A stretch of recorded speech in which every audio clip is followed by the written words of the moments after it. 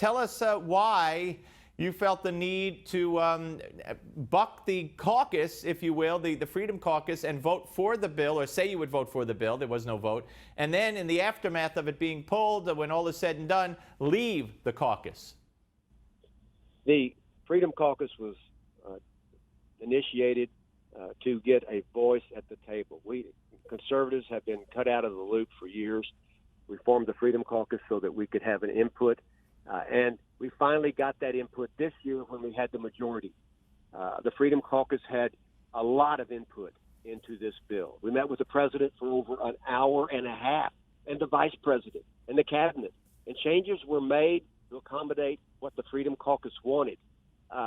But at the end of the day, they continued to say as a group, no, we have to lead. And you got to say yes, even though it wasn't a perfect bill. Now we're stuck with Obamacare.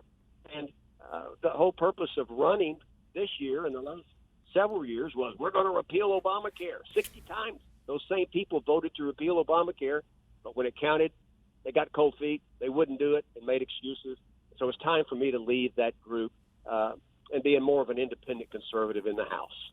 And you had made it clear to the president, I believe, that you were going to support the bill, correct? That is exactly correct. I told the president that I supported the changes in the bill and that I supported the bill to repeal and replace. Were you able to talk to and try to convince or at least hear why, despite the accommodations, as you just described, to the caucus, why fellow members were still going to vote no? Were you able to hear them out and try to convince them otherwise? Yes, the caucus met several times after meeting with the president and before the vote. And we had lively discussions, as we should. We disagreed.